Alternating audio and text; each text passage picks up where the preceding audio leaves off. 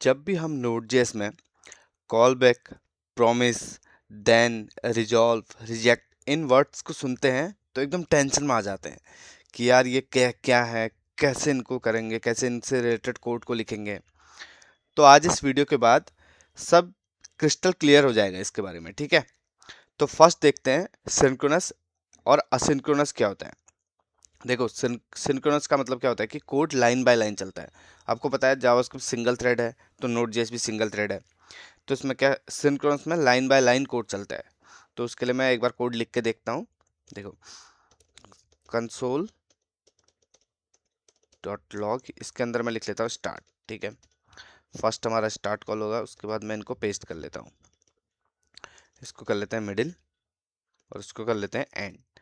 अगर मैं अब इस कोड को चलाऊँ, ठीक है, नोडमॉन सर्वर डॉट जेएस, इस फाइल को चलाऊँ तो आप देखेंगे कंसोल पे क्या होगा। देखो, स्टार्ट, मिडिल, एंड। तो आपका कोड जो चला वो बिल्कुल लाइन बाय लाइन चला।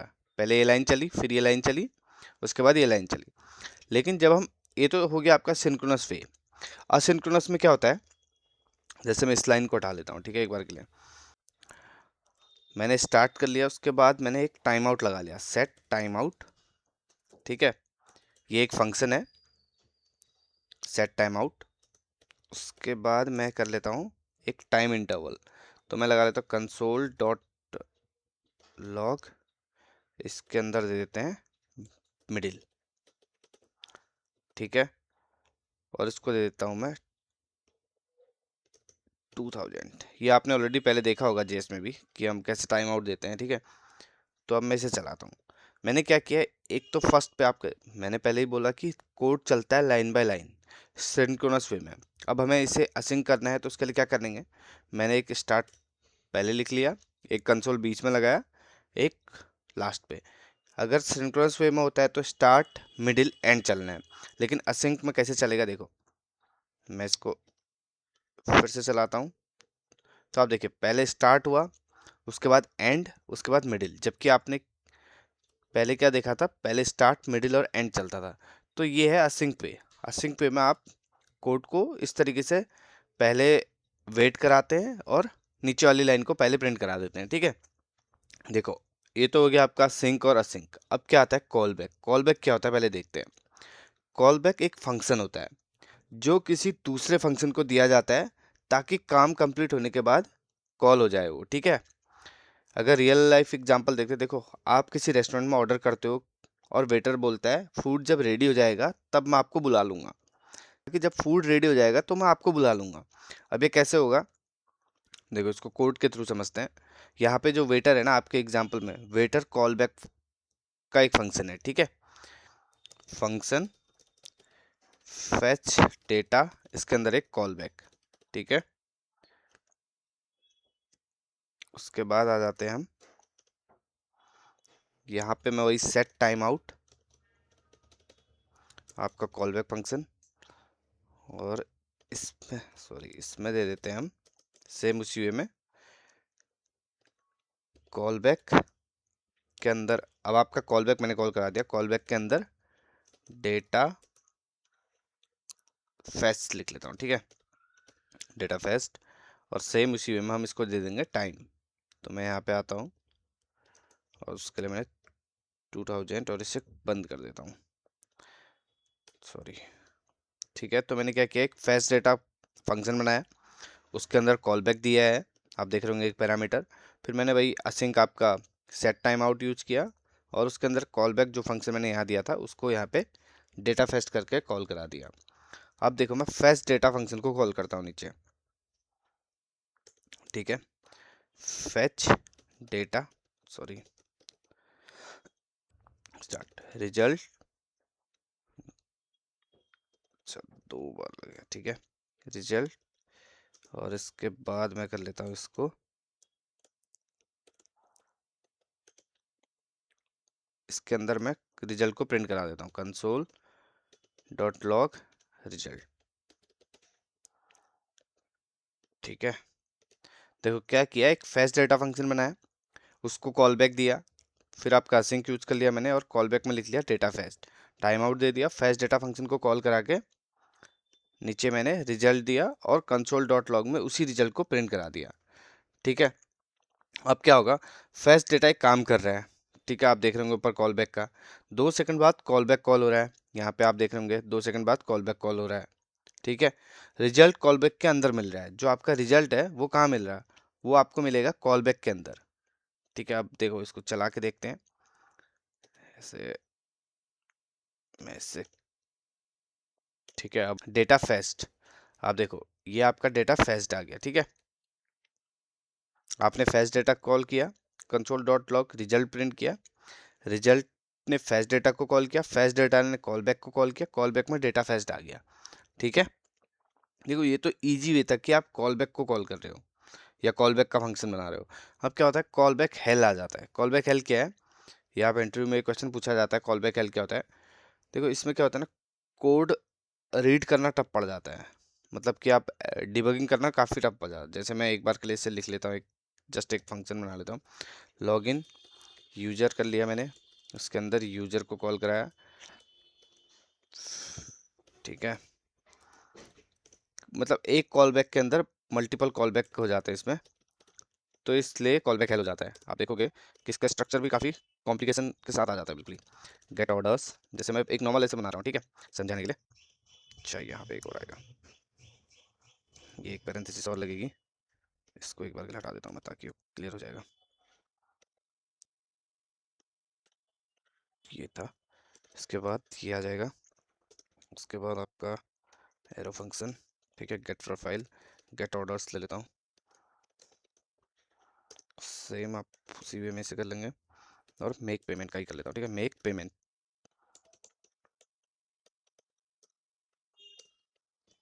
ये है आपका कॉल बैक है। आप देख रहे होंगे कैसे कोड का इसमें पता ही नहीं चलता कि कौन सा, अगर मान लो कहीं पे एरर आ जाती है तो डिबग करने में काफ़ी कॉम्प्लिकेशन हो जाते हैं इसमें। राइट की तरफ जाते जा रहा हूँ, अभी तो मैंने केवल 3-4 लिखे हैं, और भी बहुत ज़्यादा हो जाते हैं।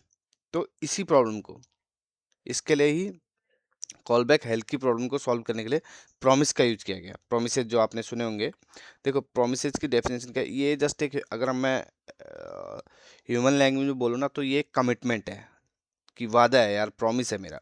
ठीक है, ये तब चलता है जैसे ये या तो काम सक्सेसफुल होगा या फिर फेल होगा, क्लियर बता देगा। ठीक है, तो मैं एक कॉल बैक हेल्थ के फंक्शन को हटा देता हूँ एक बार के लिए, और कॉल बैक को भी हटा देता हूँ। ठीक है, अब देखते हैं प्रॉमिस कैसे लिखते हैं, प्रॉमिस की स्टेट क्या होती है। देखो एक तो पेंडिंग होता है कि आपका काम पेंडिंग पे है, एक फुलफिल है कि आपका वर्क कंप्लीट हो गया। ठीक है, एक है रिजेक्टेड कि काम फेल हो गया। अब देखो प्रॉमिस का कोड कैसे लिखते हैं, कॉन्स्ट माई प्रॉमिस, एक मैं ऐसे ले लेता हूँ, और न्यू, इसके अंदर न्यू प्रॉमिस,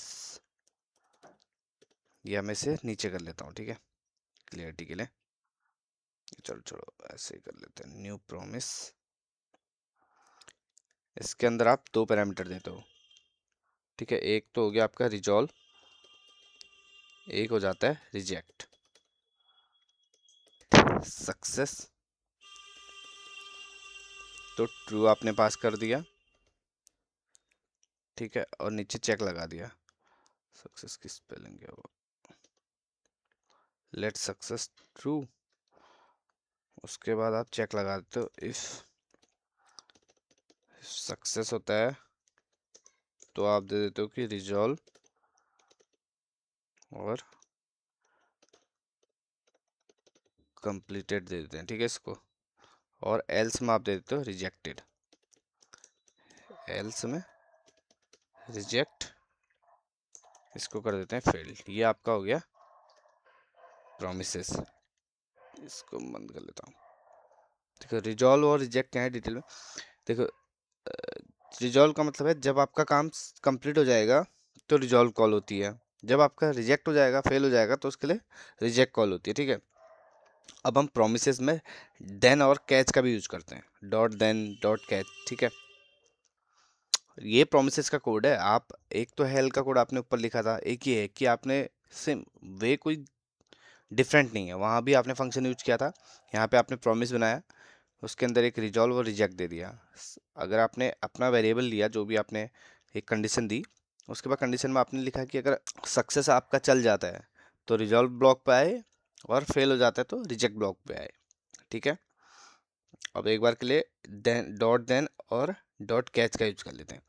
ये अभी थोड़ा बहुत आपको अजीब सा लग रहा होगा कि यार क्या हो रहा है, बट आप जब इसे रियल एग्जांपल में हमें आगे नेक्स्ट में यूज करेंगे ना, तो धीरे धीरे चीज़ें इजी हो जाएंगे। अभी तो असिंक अवेट आगे है, और उसके बाद आपने सिंक्रोनस वे पे देखा, असिंक्रोनस वे देखा, फिर कॉल बैक देखा, फिर कॉल बैक हेल्थ देखा, प्रोमिसेस। अब आप नेक्स्ट पे यूज करेंगे ना तो आपको इजी लगेगा। अभी बस एक बार के लिए आप ये देख लो कि कैसे चल रहा है ये।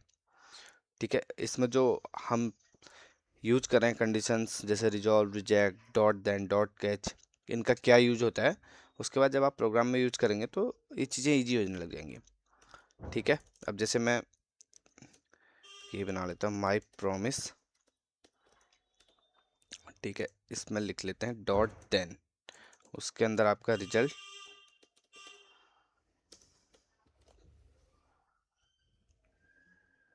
ठीक है, रिजल्ट पे आके आपने कंसोल लगा दिया, कंसोल डॉट लॉग, और यहाँ मैं देता हूँ रिजल्ट। ठीक है, इसके बाद आपका आ जाता है कैच, तो dot catch, catch same way पे console dot log error.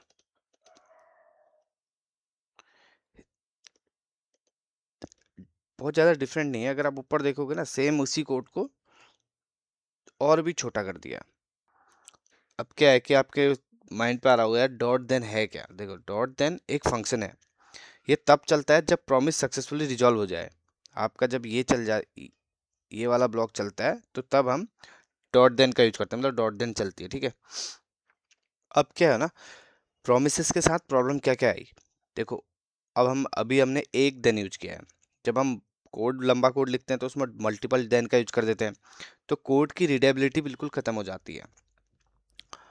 Try catch का इसमें यूज नहीं है, बिना ट्राई कैच के अब आप आगे लिखोगे कोड तो आपको, यार अभी तो 2 लाइनों का कोड है, आगे क्या होता है आप ट्राई कैच का यूज करते हैं। अगर कोड सही चला तो ट्राई के अंदर, नहीं तो कैच में। ठीक है, इसी प्रॉब्लम के सॉल्यूशन के लिए हमने असिंक और अवेट का यूज किया। अब देखो, असिंक और अवेट क्या है। देखो, ये प्रोमिसेस का ही एडवांस फॉर्म है, जो कोड को सिंपल और रीडेबल बनाता है। ठीक है, अब देखो असिंक का मैं एक फंक्शन लिख लेता हूँ, इसको हटा दूँ फिर।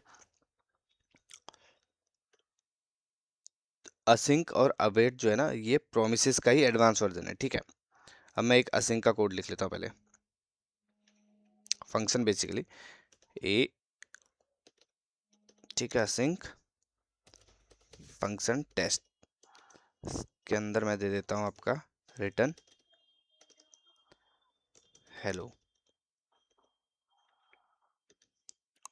ये है आपका असिंक फंक्शन लिखने का तरीका। ठीक है, असिंक जो फंक्शन होता है वो हमेशा प्रोमिसेस को ही रिटर्न करता है। अब देख लें अवेट कीवर्ड का इसमें कैसे यूज करते हैं। अगर मैं एक फंक्शन बना लूँ, इसी को ना नीचे कॉपी कर लेता हूँ। ठीक है, इसका नेम रख लेते हैं हम गेट डेटा, और इसके अंदर मैं देता हूँ conc data await fetch data. Function मैंने कॉल करा दिया, और कंसोल में प्रिंट करा लेता हूँ कंसोल डॉट लॉग। इसके अंदर मैं देता हूँ डेटा को, इसको हटा देते हैं। ठीक है, कि यहाँ पे हमने अवेट का यूज किया। अवेट क्या बोलता है कि पहले रिजल्ट को लाओ फिर नेक्स्ट लाइन को चलाओ। ठीक है, पहले आप रिजल्ट लाओ, उसके बाद आप नेक्स्ट लाइन पे जाएंगे। ठीक है, आप फंक्शन के साथ असिंक का यूज करते हो, और अवेट का यूज आप असिंक के साथ करते हो। थोड़ा कन्फ्यूजन है? कन्फ्यूजन कुछ नहीं है। अवेट कभी भी अकेले यूज नहीं होता। ठीक है, ये जैसे मैंने लिखा है, अवेट कभी भी असिंक के बिना यूज नहीं होता। तो वही मैं बोल रहा हूँ कि आप फंक्शन के साथ आपका असिंक का यूज होता है जब भी आप फंक्शन बनाओगे। ठीक है, उसके साथ फिर आप अंदर अवेट का यूज करते हो। अब हमने इससे पहले प्रोमिसेस में प्रॉब्लम क्या बताई थी कि ट्राई और कैच ब्लॉक का यूज नहीं करते हम। अब हम ट्राई और कैच ब्लॉक का यूज करेंगे। तो उसके लिए कैसे, देखो मैंने इसी को कर देता हूँ मैं थोड़ा सा चेंज। ठीक है, मैं अलग अलग फंक्शन इसलिए बना रहा हूँ ताकि चीज़ें क्लियर रहें, एक ही फंक्शन को बार बार मॉडिफाई नहीं कर रहा। ठीक है, तो मैंने इधर ट्राई ब्लॉक ले लिया। ठीक है, और इसमें नीचे में कर लेता हूँ कैच ब्लॉक का, ट्राई और कैच। ठीक है, अब मैं इसको कर लेता हूँ उठा के यहाँ से, इसको डाल देते हैं हम ट्राई के अंदर। ठीक है, कॉन्स्ट डेटा जो आपने फंक्शन पहले बनाया था फैच डेटा का, उसको मैंने इसके अंदर डाल दिया। और कैच में आप एरर को प्रिंट करा सकते हो, एरर, और same console dot log error. ठीक है, आप इस तरीके से अपना कोड लिखोगे। अब जब भी लिखोगे, ये एरर हैंडलिंग के लिए हम यूज करते हैं, जब भी आपका कोड चलेगा जिस, तो इधर जो एरर का ब्लॉक होगा वो आपका कैच ब्लॉक के अंदर हम इसे डाल देंगे। ठीक है, इससे एरर हैंडल करना बहुत ईजी हो जाता है, जैसे नॉर्मल सिंक्रोनस कोड है ये। देखो अब ये तो पूरा कोड का एक समरी टाइप से बता। देखो कॉल बैक क्या हो गया, कन्फ्यूजन था, प्रोमिस उससे बेटर थी, बट असिंक और अवेट बेस्ट है। आप अब जब भी नोड जेएस के फंक्शन बनाएंगे, उनमें हम असिंक और अवेट का यूज करेंगे। ठीक है,